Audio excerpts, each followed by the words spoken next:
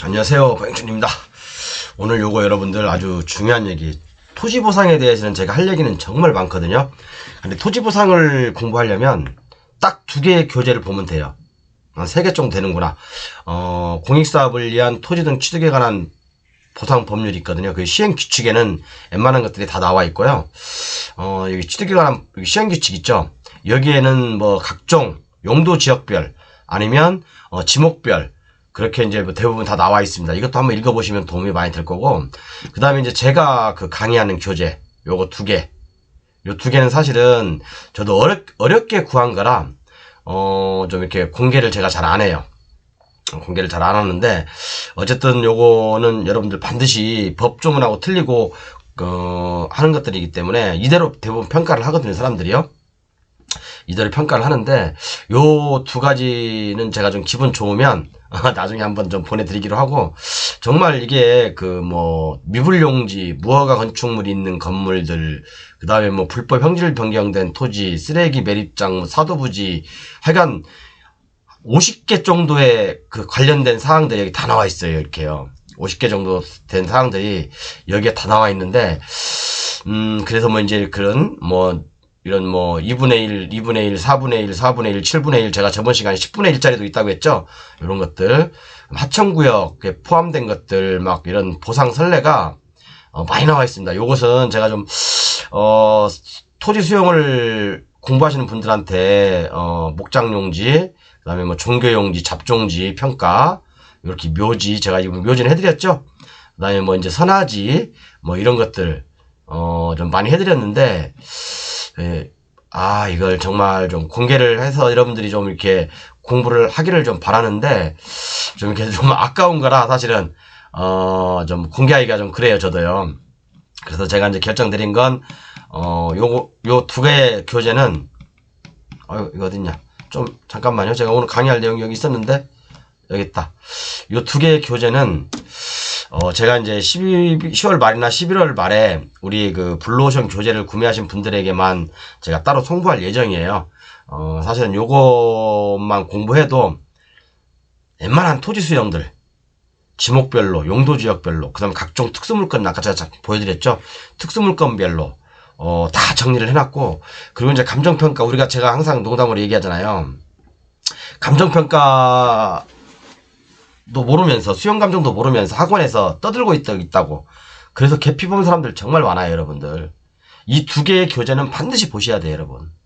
근데 이걸 보지도 않고 강의하는 사람들 거의 99%입니다, 여러분. 99%라고요. 그냥 여기저기서 들은 내용들을 강의하는 분들이 99%. 그래서 제가 기타 요인 보정치 결정에서 이제 요거 공장용지 1.10, 대 1.1, 전답 1.15, 임야가 의외로 높아요, 여러분들. 수용 감정에서는요, 기타 요인 보정치, 그러니까 그 밖의 요인이죠. 거기다가 이제 기타 요인을 보정을 해주는데, 임야 같은 경우는 1.20%를 더해준다니까요. 그러니까 사람들이, 물론 이 대도 이제 달라요. 이제 이것은 이제 지목이 대인 경우에 한해서 이렇게 보정치를 해주거든요. 그래서 이제 요것은 요런 것들 각자, 개별 요인 산술 근거에서 이제 이렇게 비교, 요런 것들 다 나와 있죠. 이렇게 좀 전문적으로요. 많이 나와 있잖아요. 이렇게. 이것은 이제 감정평가사들이 보는 것들을 제가 좀 어렵게 좀 입수를 했던, 내용이에요. 평가시위상, 보상평가에서 이렇게 쭉 내용이 있는데, 이것은 감정평가사들이 보는 어떤 내용을 제가, 좀 어렵게, 좀 입수를 했던, 내용이라, 좀 공개하기가 좀 그래요, 이것은. 어쨌든 제가 11월 말이나, 10월 말에, 정도의 시간 되면 블루오션 교재 구매하신 분들께는 요것을 좀 제가 발송해 드릴 예정인데 확실히는 모르겠어요. 기억나면 해드리고 근데 이제 공부는 꼭 하셔야 돼요. 그러니까 일반 우리가 시중에 떠도는 얘기들 갖고 여러분 믿으면 큰일 납니다. 그래서 이번 시간에 제가 뭘 할 거냐면 요거 할 거예요. 여러분들이 알고 있는 상식하고 완전 틀리다니까요. 그래서 어떤 사람들은 이 집은 보상이 많이 나왔대야, 저 집은 보상이 적게 나왔대야, 막 그런 얘기들 하는 경우가 많아요. 그죠? 그게 뭔 차이가 있을까? 그런 의구심을 한 번쯤 겪어봐야 돼요.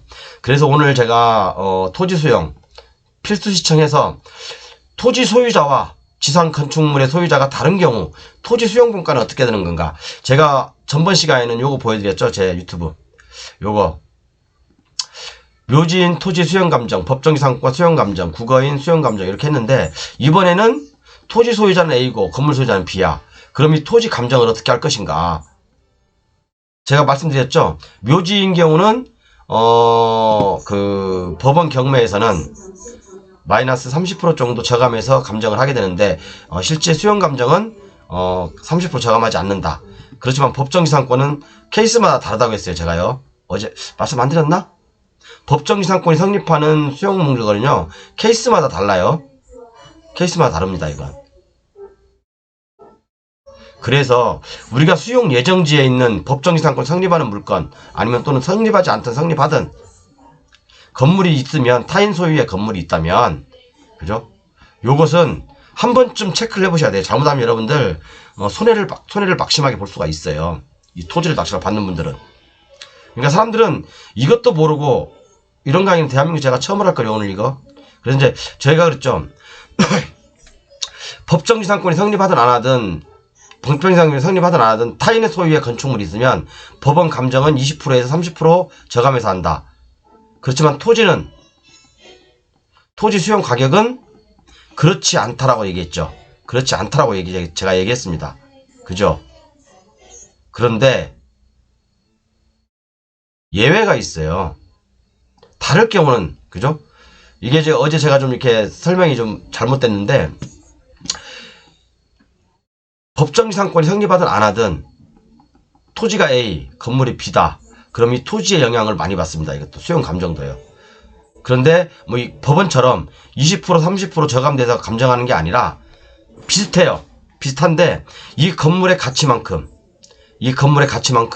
금액을 빼서 토지 보상금을 지급합니다. 제가 법조문이 아니라 우리 감정평가사들이 보는 조항을 들이대면서 여러분들께 말씀 한번 드릴게요. 그래서 자 법정지상권 그러니까 법원 우리 경매는 보통 법정지상권 성립하든 안 하든 타인 소유라고 한다면 20%에서 30% 정도 저감해서 감정을 하죠. 그렇지만 수용 감정은 이 토지에 대해서는 그렇지 않다. 제가 저번 시간에는 그렇게까지만 말씀드렸어요. 그렇게까지만. 전혀 깊은 얘기를 안 했거든요. 뭐 깊은 얘기 할 필요가 없을 것 같은데 또 나중에 또 제가 이 영상을 보고 제 욕을 할까봐 제가 이것은 좀 속 시원하게 한번 말씀드릴게요. 속 시원하게 말씀드리겠습니다. 이번 시간에. 여러분 그래서 수용 예정지 낙찰을 함부로 덥석덥석 받았다가는 그러니까 속된 말로 X도 모르면서 받았다가는 박살납니다. 자. 토지 소유자와 지상권 건축물 소유자가 다른 경우 토지 수용의 평가해서 그죠? 한마디로 이거죠. 그러니까 기타 요인, 그러니까 우리가 실점 보상 계산하는 것은 이렇게 하는 거죠. 표준지 공시지가, 시점 수정, 지역 요인, 개별 요인, 그 밖의 요인. 그 밖의 요인은 기타 요인이에요. 그죠? 기타 요인이고 기타 요인을 계산하는 공식은 위에 있다. 아주 중요하다. 근데 기타 요인은 핵심이 그거다. 핵심이 뭐라고요? 과거에 거래됐던 사례를 표준지 공시지가로 나눈 거예요. 그죠? 이렇게 보시면 돼요. 그러면 이 표준지 공시지가 가격이 낮을 수도 있잖아요. 그러면 이걸 갖다 보정해 주는 거죠. 여기 보정치가 나오죠. 보정치가 나옵니다. 이렇게. 그래서 이렇게 여기다가 사실은 또 더 하나 해주는 게 있어요. 곱하기 뭐 하나 해주는 게 있습니다. 근데 이게 뭐 더 이상 안 해주고 사실은 여기다가 이제 그 개별 요인을 더 해줘요. 사실은 평가사들이. 왜? 아까도 얘기했잖아요. 임야 같은 경우는 한 20% 정도 더. 그죠? 그 다음에 지목이 대인 경우는 얼마 더. 그런 것들이 나와 있죠. 물론 준주거지역 같은 경우는요. 2.5배까지 해주는 경우도 있어요. 2.5배까지. 준주거지역이 땅이 좋은 거죠. 그래서 여러분 이거 진짜 보상 제가 이런 거 옛날에는 기본 강의 하면서 대충 했는데 진짜 이번에 실전 사례 안에 심화학습 들어가면서는 여러분들께 제가 한번 웬만한 것들은 다 공개를 할게요. 그죠? 이렇게 이제 계산하는 거죠. 자, 제가 그럼 한번 읽어보겠습니다. 그래서 여러분 제가 이 내용은 여러분들께 다 공개할 수는 없어요. 이 페이지가 한 100페이지 되나? 100페이지?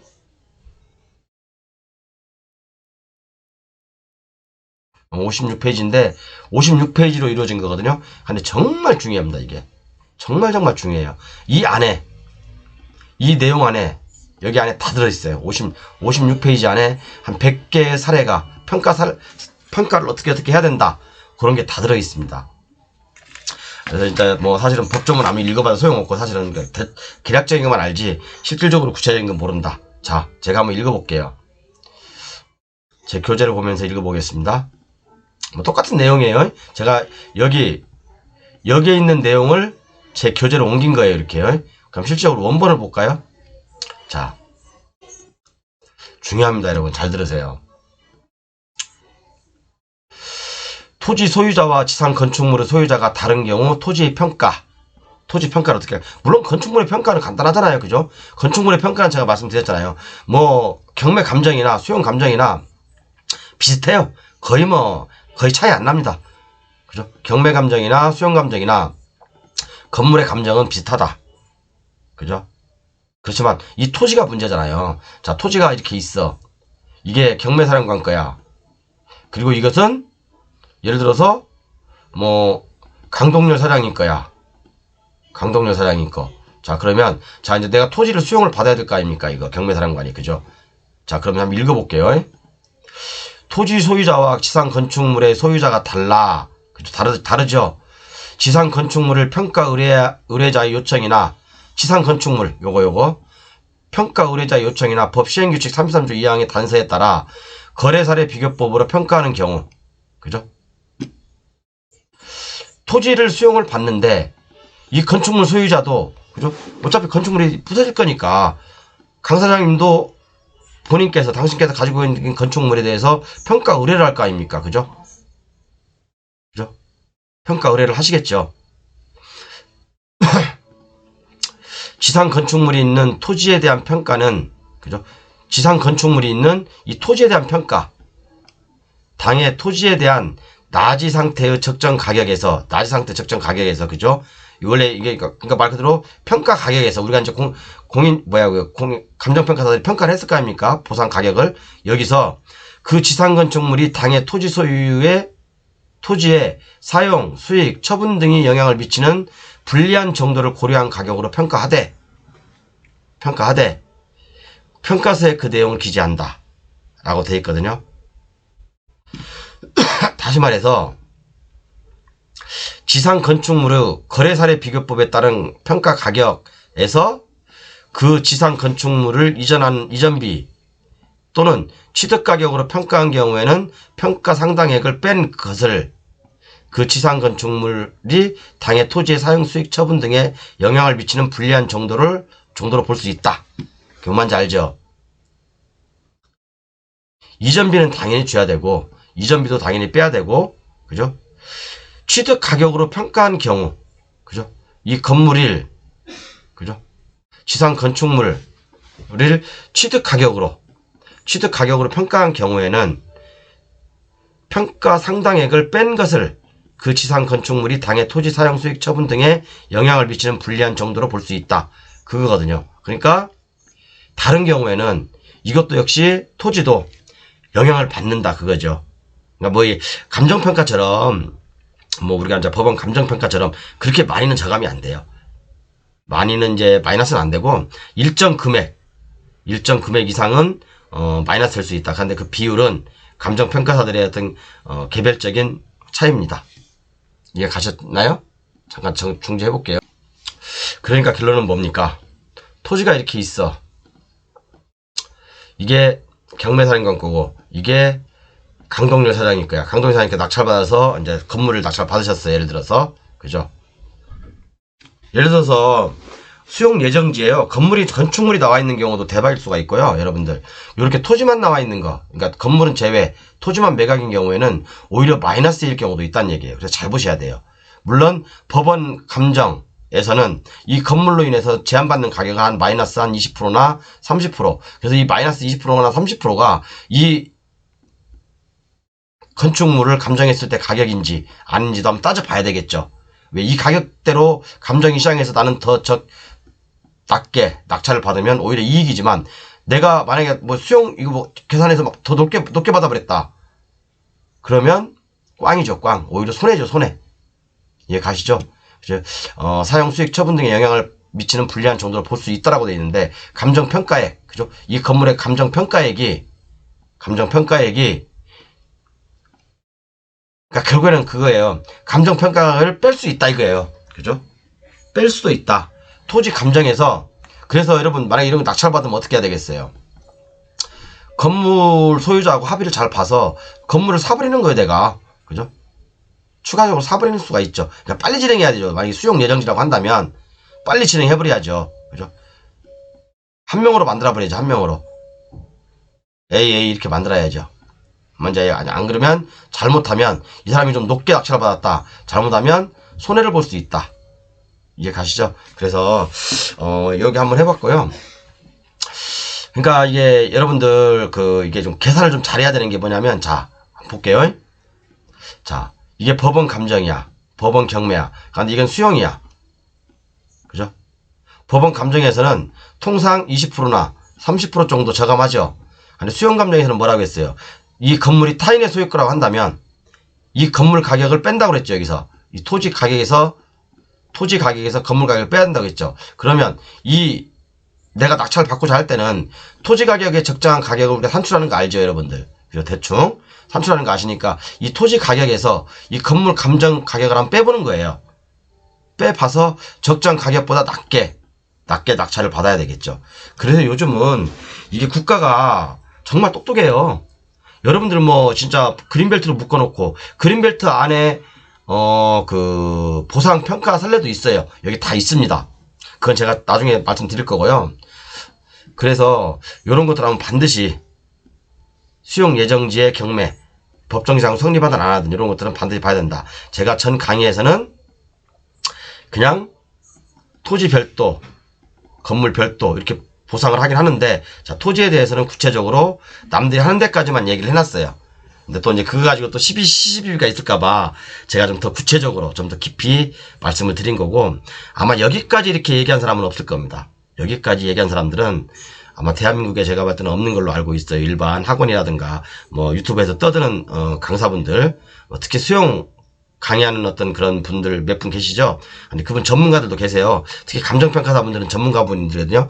감정평가사 외에 떠드는 분들 있죠?